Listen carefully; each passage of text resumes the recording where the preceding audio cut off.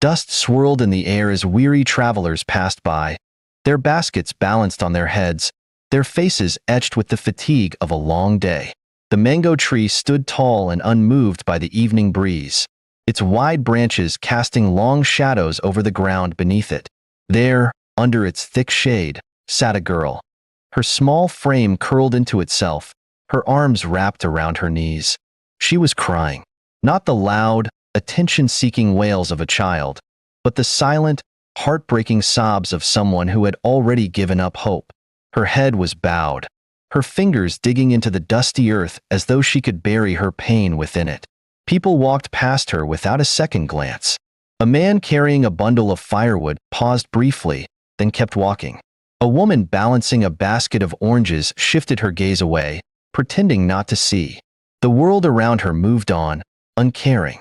Then, from the far end of the path, a woman approached. She was not like the others. Her feet were bare, hardened by years of toil, and her wrapper was old and faded, patched in several places. A woven basket sat on her hip, half filled with yams and a few coins from the day's sales at the market. She stopped. Her name was Martha. She had seen suffering before. She knew what it looked like. The kind that made you feel invisible. The kind that settled into your bones and made you believe that no one in the world cared. Gently, she knelt before the girl. "My child," she said softly, "why are you crying?" The girl lifted her head, startled. Her eyes were red, her cheeks stained with tears. For a moment, she looked at the woman as if unsure whether she was real. No one had stopped for her before. She opened her mouth, but no words came out. Martha reached out, her calloused hand resting lightly on the girl's shoulder. "Tell me," she urged, "what is wrong?" The girl swallowed hard. I can't write my WAEC," she whispered. "My parents said they have no money for the fees. I begged them, but they told me to forget about school. They said—" Her voice cracked. "They said it's useless for a girl like me." Martha felt something tighten in her chest. She had heard those words before, years ago, in her own home. She had been told the same thing, and she had believed it. She had never learned to read or write. She had accepted that her place was on the farm, in the kitchen, with a baby on her hip before she was even old enough to understand what she wanted in life. She looked at the girl again. She saw herself. "What is your name?" she asked. "Elizabeth," the girl replied weakly. Martha nodded. "Come with me." Elizabeth hesitated. "Where?" "To your school." A flicker of hope appeared in the girl's eyes, but she quickly shook her head. "No," she said. "It's too late. The deadline was today. Even if I had the money, it wouldn't matter anymore." Martha smiled, but there was something fierce in her eyes. "Let me worry about that." She rose to her feet and extended a hand. Slowly, uncertainly, Elizabeth took it, and together, they walked down the path, leaving behind the mango tree, the dust, and the hopelessness that had almost swallowed the girl whole. The city pulsed with life, its streets humming with the restless energy of the evening rush. Cars honked impatiently as vendors shouted, selling roasted corn, fruits, and bottled drinks to weary commuters. The air smelled of dust, petrol, and frying meat from the roadside suya spots. Tall buildings loomed in the distance, their glass windows reflecting the setting sun. Elizabeth barely noticed any of it. Her legs felt weak as she walked beside Martha, her fingers gripping the woman's hand tightly. It still didn't feel real. Just hours ago, she had been sitting under the mango tree, hopeless and invisible to the world. Now, she was following a stranger to a place she had convinced herself she would never enter again. The memory of that morning clung to her, heavy and painful. She had woken up with a single thought in her mind. Today was the deadline. Her school had reminded them over and over again. If you do not pay your WAEC fees by the end of today, you will not sit for the exam. Elizabeth had barely eaten breakfast before she went to her father, her heart hammering against her ribs. "Papa, please," she had pleaded, kneeling on the cold tiled floor of their one-bedroom apartment. "I need the money for WAEC."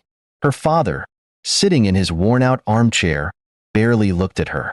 He took a long sip from the cup of hot tea in his hands before exhaling sharply. "Elizabeth," he said, rubbing his temples. How many times do we have to go over this? She swallowed hard. But, Papa, if I don't write WAEC, I won't be able to. Do what? He snapped, finally looking at her. Do you think I have money lying around waiting for you?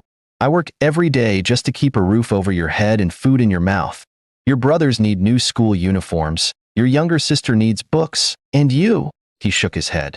You want me to find money for an exam you might not even pass? Elizabeth's lips trembled. I will pass, she whispered. Her mother, who had been washing clothes in a plastic basin nearby, sighed. Elizabeth, leave your father alone. What is all this schooling for? Will WAEC put food on our table? Elizabeth's heart sank. Her parents had never believed in education, especially for a girl. They saw it as a waste of money, something only the wealthy could afford. Her father waved a hand dismissively. Go and find something useful to do in this house. This discussion is over. Tears burned her eyes as she stood up, her entire body shaking. She had been holding on to hope, believing that somehow her father would change his mind. But deep down, she had known the answer before she even asked. So she had left. She had walked aimlessly through the streets until she found herself under the mango tree along the path road. The world had moved around her, fast and indifferent, but she had felt frozen, drowning in the weight of her shattered dreams. And then, Martha had come. Elizabeth stole a glance at the woman walking beside her now. She still couldn't understand why a stranger had stopped for her when no one else had. Are you sure they will still allow me to register? She asked hesitantly. Martha smiled. We won't know until we try. The school came into view, a large 3-story building with blue-painted walls and a tall metal gate. A few students still lingered around, some chatting in groups, others waiting for their parents to pick them up. Elizabeth's stomach twisted with nerves as they entered. The administration block was nearly empty, except for a woman behind the reception desk and a few teachers finishing up their paperwork. Martha approached the counter, her voice firm but polite. Good evening, Ma. Please, we need to see the bursar. The receptionist looked up, eyeing Elizabeth with mild interest.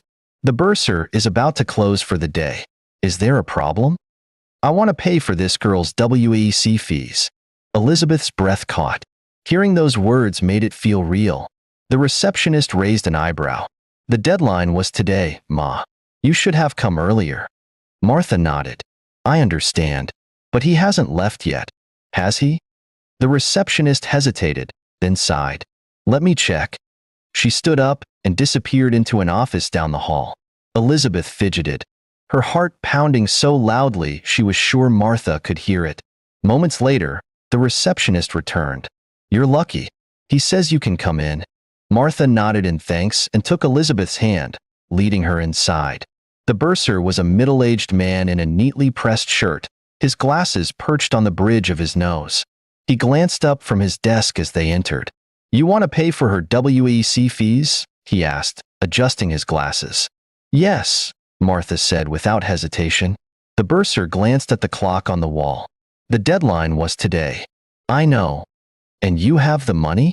Martha reached into the folds of her wrapper and brought out a bundle of Naira notes. They were old and crumpled, but they were real. Without a word, she placed them on the table.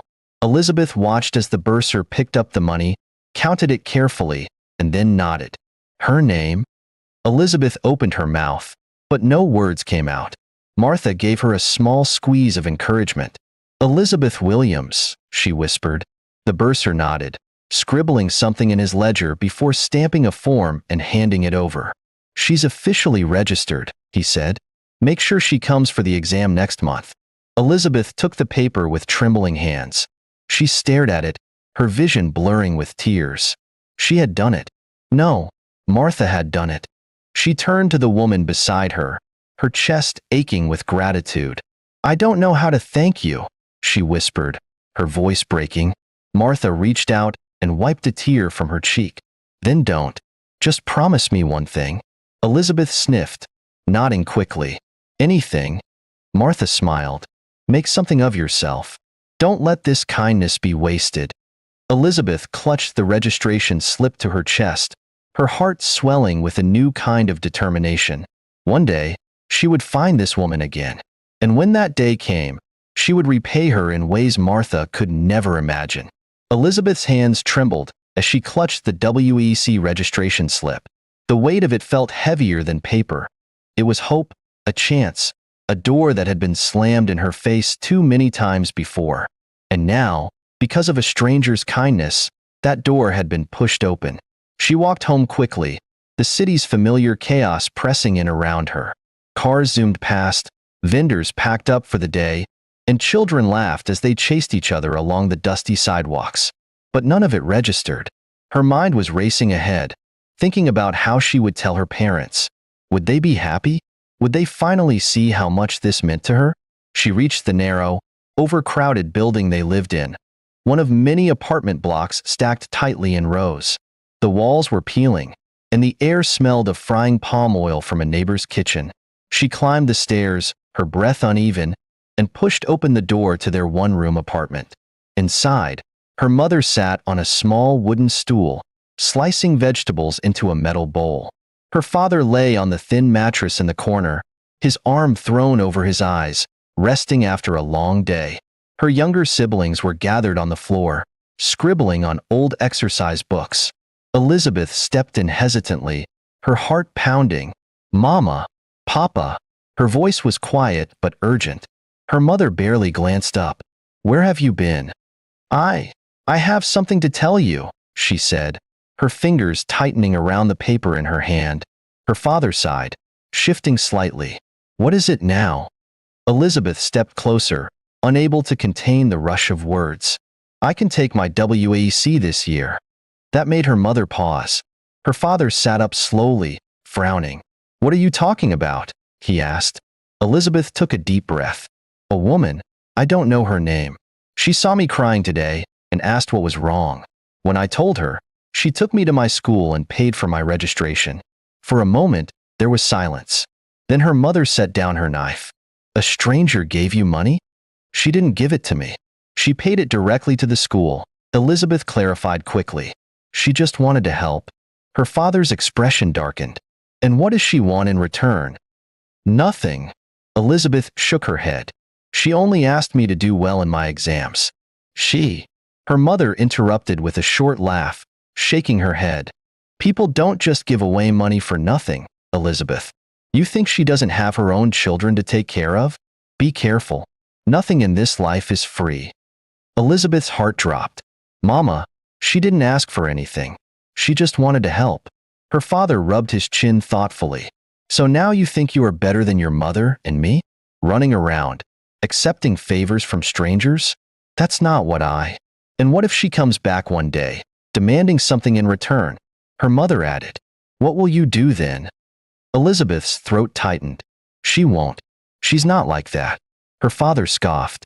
"You don't know that." Elizabeth looked between them, disbelief crashing over her. "She changed my life today, and you won't even say thank you?" Her mother sighed, wiping her hands on her wrapper. "There's no need for all that. You're wasting time thinking about this school nonsense. Very soon, we'll find a good man for you, and you won't have to worry about WAEC or anything else." Elizabeth felt like the air had been knocked from her lungs. "What?" Her father nodded in agreement. "Your mother is right. This school idea is foolishness. You're 16. It's time to start thinking about marriage. We will find a responsible man who will take care of you." Elizabeth shook her head violently. "No, I don't want to get married. I want to be a doctor." Her mother sighed as if she were dealing with a stubborn child. "And what will a doctor's certificate do for you? You think life is that simple? Women are meant to marry and take care of their homes. This education dream of yours will only make things harder." Elizabeth's vision blurred with tears. "How can you say that?" she whispered. "How can you want me to throw my life away?" Her father's eyes hardened. "Mind how you speak to us, Elizabeth." Her voice trembled, but she didn't back down. "I don't want a husband. I want an education. I want to be a doctor." Her mother shook her head and picked up the knife again. "Enough of this foolishness. Go and fetch water from the tap outside." Elizabeth stood frozen, gripping the WEC slip in her hands, watching as her parents dismissed her dreams as if they were nothing more than childish fantasies. Her chest ached with something deep and sharp. They didn't care. No matter how hard she fought, they would never care. A tear slipped down her cheek, but she wiped it away angrily. Fine. If they wouldn't support her, she would do it on her own. She would pass WAEC. She would go to university. She would become a doctor. And one day, she would leave this house and never look back. The weeks leading up to Elizabeth's WAEC exams were the hardest she had ever faced.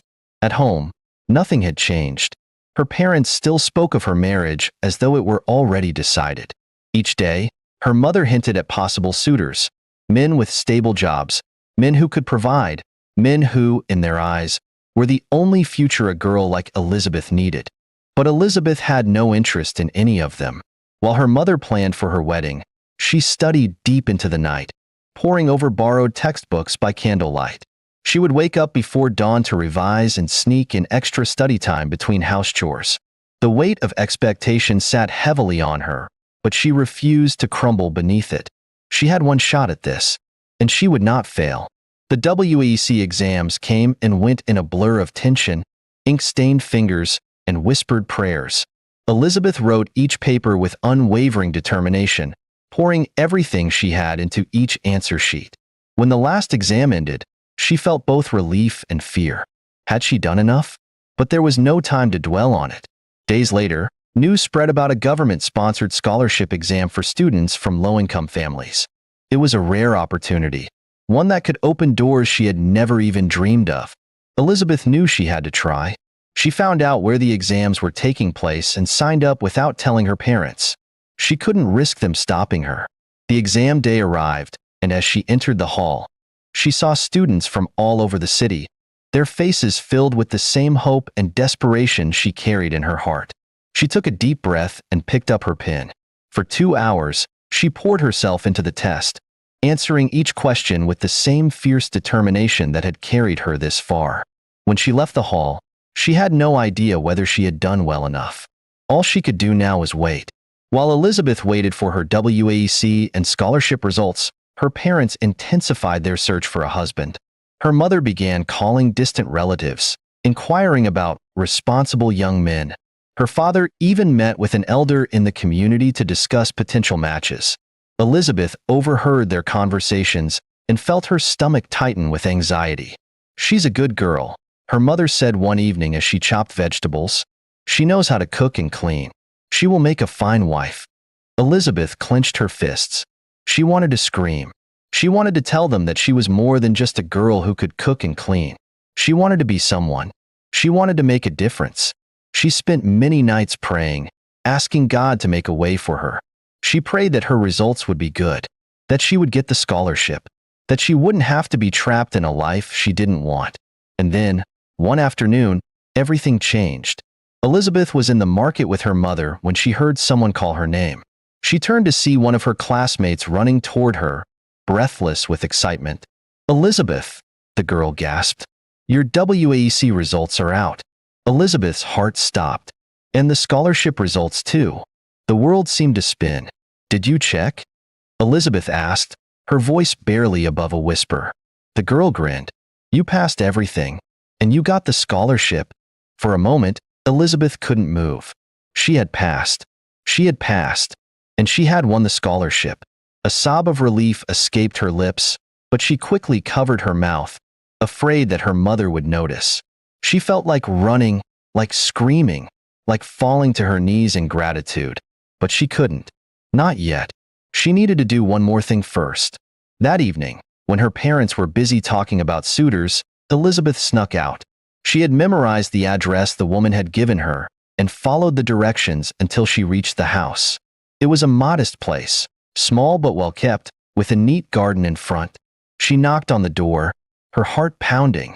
A few seconds later, the door opened, and there stood Martha. For a moment, they just stared at each other. Then Elizabeth held out the results with shaking hands. "I did it," she whispered, her voice breaking. "I passed WAEC, and I got the scholarship. I'm going to America." Martha's eyes filled with tears. She took the papers from Elizabeth's hands and read them carefully. Then, without a word, she pulled Elizabeth into a tight embrace. "You did it," she whispered against her hair. "I knew you would." Elizabeth sobbed against her shoulder, releasing all the emotions she had been holding in for so long. Martha pulled back and cupped her face. "I'm so proud of you." Elizabeth wiped her tears. "I wouldn't have done it without you." Martha smiled, shaking her head. "No, Elizabeth. This was all you. You fought for it. You earned it." She stepped inside for a moment and returned with an envelope. "Take this," she said, pressing it into Elizabeth's hands. Elizabeth looked down at it, confused. "What is it?" "Just a little money to help with your journey," Martha said. "You'll need something when you get there." Elizabeth felt fresh tears sting her eyes. "I can't." "You can," Martha said firmly. "And you will." Elizabeth clutched the envelope to her chest. She had no words big enough to express what she felt. All she could do was hug Martha again. Weeks later, Elizabeth stood at the airport, her passport and visa in hand. Her parents had barely acknowledged her departure. Her mother had simply sighed, shaking her head. "You'll come back and realize we were right," she had said. Her father had only grunted in response. They didn't understand, and maybe they never would. But Elizabeth knew one thing for sure. She was never coming back to the life they had planned for her. She was going to America. She was going to be a doctor. And she would make sure that Martha's kindness was never in vain. As she walked towards the gate, she whispered a silent prayer of thanks. This was only the beginning. Years rolled by, and before you know it, Elizabeth was done with her studies. She was the best graduating student in her class. And while she was receiving her award, the one person she wanted close to her was Martha, the woman who made everything possible for her. The wheels of the plane screeched against the runway as Elizabeth looked out of the window, her heart pounding. Nigeria, home. It had been 10 long years. 10 years of studying, of growing, of fighting for a dream no one but her had believed in. And now, she was back. Not just as Elizabeth, the girl whose parents wanted to marry her off, but as Dr. Elizabeth Adams. A doctor. A woman who had defied every odd, every obstacle. Yet, as the plane taxied to a stop and the seatbelt signs dimmed, she felt no joy, no triumph. Because the first thing she needed to do was find the woman who had made it all possible. Martha. The moment she stepped into the airport, she barely paid attention to the sea of faces or the distant hum of conversations.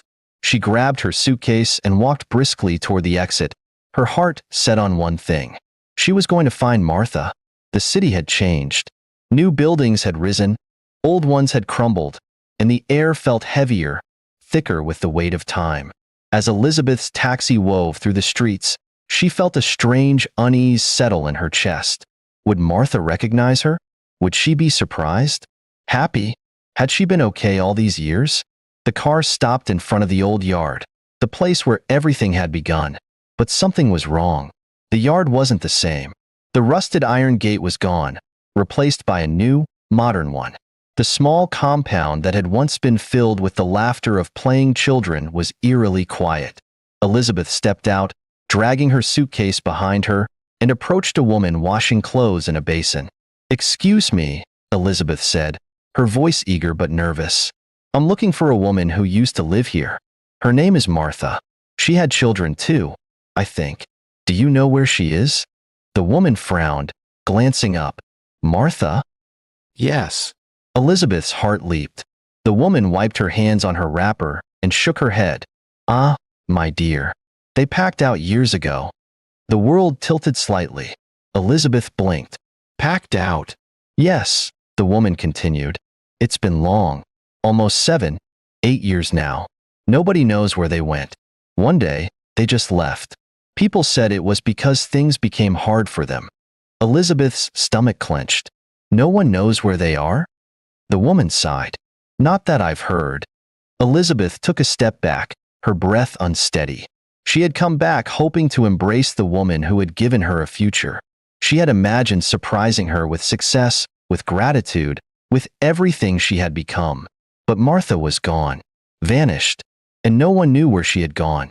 Her fingers tightened around the handle of her suitcase as an overwhelming sadness washed over her. She had wanted to repay her, to show her that her kindness had not been in vain. Now, She might never get the chance.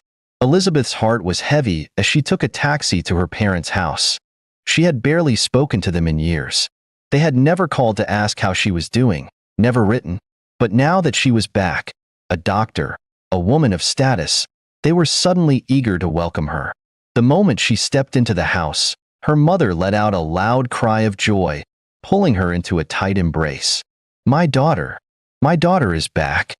Her father, who had once dismissed her dreams, now stood with pride in his eyes. "Dr. Elizabeth," he said, testing the title on his tongue as if savoring it. Her younger siblings, now older, stood by with wide grins, excited to see the sister they barely knew anymore. They celebrated her return, talking about how proud they were, how she had made a name for herself. But Elizabeth barely heard them. She smiled when expected, nodded when necessary. But inside, she was empty. Because Martha was gone. Because the one person she truly wanted to see, to thank, to embrace, was nowhere to be found.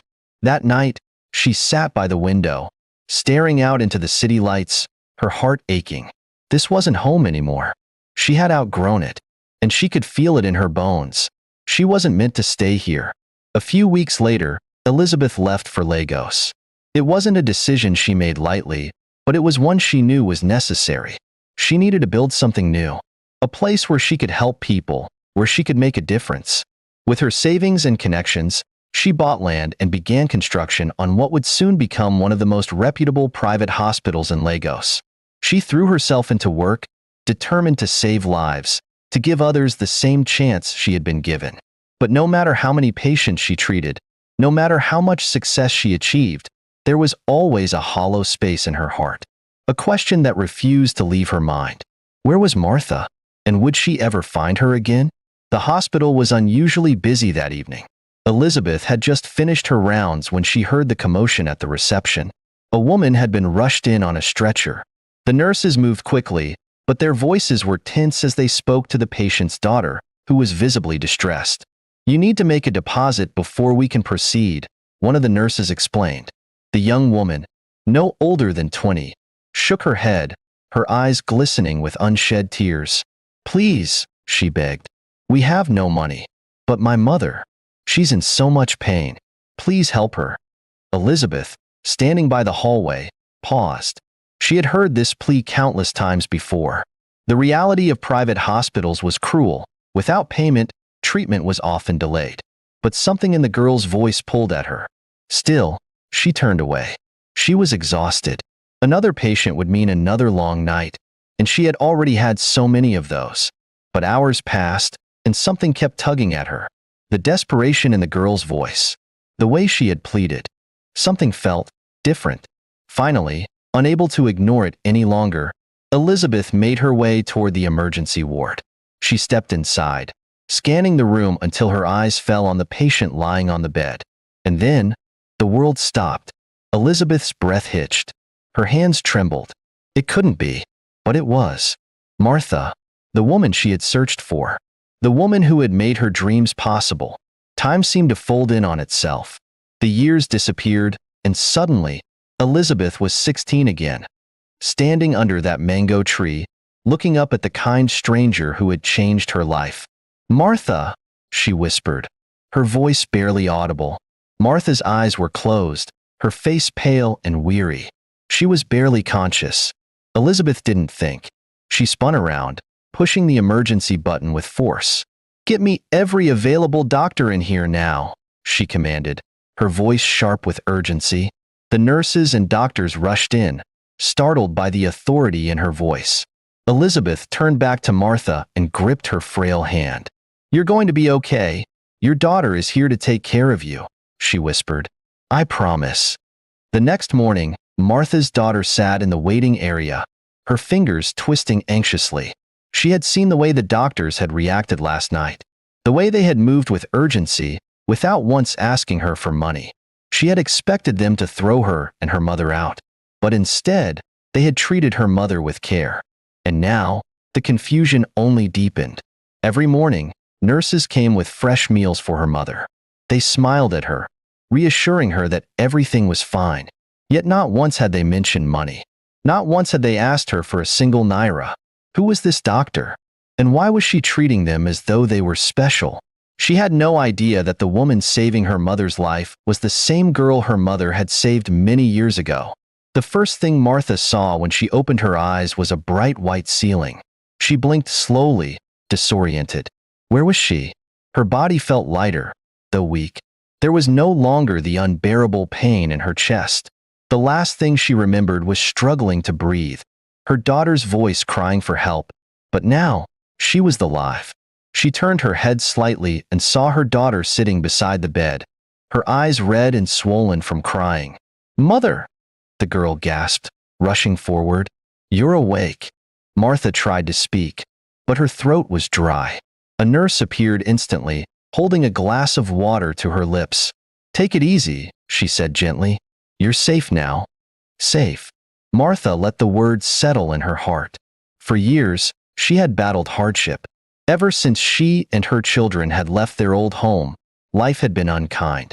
But now, for the first time in a long time, she felt a strange sense of peace. And then, the door opened. A woman stepped inside, dressed in a doctor's coat. Martha studied her face, tall, graceful, confident. There was something familiar about her, but she couldn't place it. "How are you feeling?" the doctor asked with a kind smile. "Better," Martha said weakly. I don't know how to thank you." The doctor hesitated, as if searching for the right words.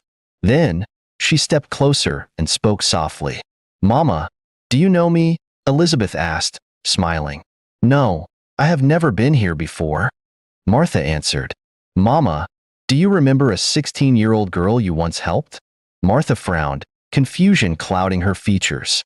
"A girl?" "Yes," Elizabeth said, her voice thick with emotion. "A girl crying under a mango tree. A girl whose parents refused to pay for her WAEC." Martha's expression shifted slightly, her brows knitting together as if grasping at a distant memory. Elizabeth took a deep breath and knelt beside the bed. "Mama," she whispered, her voice breaking. "That girl was me."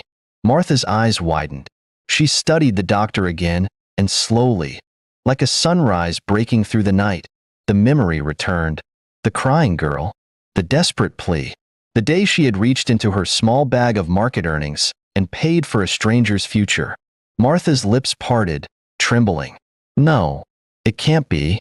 Tears welled in Elizabeth's eyes. "It is me, Mama. I am Elizabeth," Martha gasped, pressing a hand to her mouth. Her weak body trembled as realization dawned. The little girl she had once saved had returned. Now a woman, now a doctor, now the very person who had saved her life. Tears rolled down her cheeks. "Oh, my child," she whispered, reaching for Elizabeth's hands. "You made it?" Elizabeth nodded, her own tears falling freely. "I made it. Because of you." Martha sobbed, gripping her hands tightly. "Oh, thank you, Jesus. Thank you." For a long time, they held each other, letting the years of separation melt away. After Martha was discharged, Elizabeth did not let her go back to suffering. She moved Martha and her children into a comfortable home. She made sure they never lacked again. Her daughter, who had been waiting for her JAM results, passed excellently. Without hesitation, Elizabeth sponsored her studies abroad, just as she had once been sponsored. Her son, who had struggled to make ends meet, was given an opportunity as well. And Martha? Elizabeth set up a thriving business for her, so that she would never have to struggle again. But beyond that, Elizabeth told their story. She shared it with people far and wide, a testimony of how one small act of kindness could change a life forever. And in doing so, she inspired many. She had been a girl crying under a tree, and now she was a woman lifting others up, all because one woman had stopped, one woman had cared. The story of Elizabeth and Martha spread like wildfire. People were moved to tears when they heard how a poor farmer had paid for a stranger's WEC, never knowing that the girl would one day become a doctor and save her life. Many came forward, offering support. Some donated to Martha's new business, others offered scholarships to children in need, inspired by Elizabeth's journey. One evening, Elizabeth sat with Martha in her new home, a warm, comfortable place far from the struggles of their past. Martha looked around in disbelief. "Elizabeth, I don't know how to thank you," she said, her voice trembling. "I never imagined I would live to see a day like this." Elizabeth reached for her hands, squeezing them gently. "Mama, you already thanked me years ago, when you stopped for me under that tree." Martha's eyes filled with fresh tears. "I never expected anything in return." "And that," Elizabeth said, her voice thick with emotion, "is why God rewarded you." Martha wiped her tears, smiling. "I only wish your parents had come to thank me back then." Elizabeth stiffened at the mention of her parents. They had never believed in her dreams. Even when she returned from the US as a doctor, they had been happy, but they never truly understood the weight of what had happened. They had expected her to marry young, to settle for an ordinary life. But she had wanted more. And now, looking at Martha, this woman who had done more for her than her own parents, she knew that true family was not always by blood, but by love. Martha seemed to read her thoughts. She reached forward and cupped Elizabeth's face. "My daughter," she whispered, "you have made me proud." For the first time in years, Elizabeth felt something heal inside her. The months that followed were filled with joy. Martha's daughter flourished abroad, sending messages of gratitude every week. Her son, with the business Elizabeth set up, became independent and successful. And Elizabeth? She continued running her hospital with a renewed purpose, helping those who couldn't afford treatment, just as Martha had once helped her. One day, while standing in her hospital lobby, she overheard a conversation between two young girls. One of them sighed. "I wish I could be a doctor one day, but my parents can't afford my WAEC fees." Elizabeth felt a lump in her throat.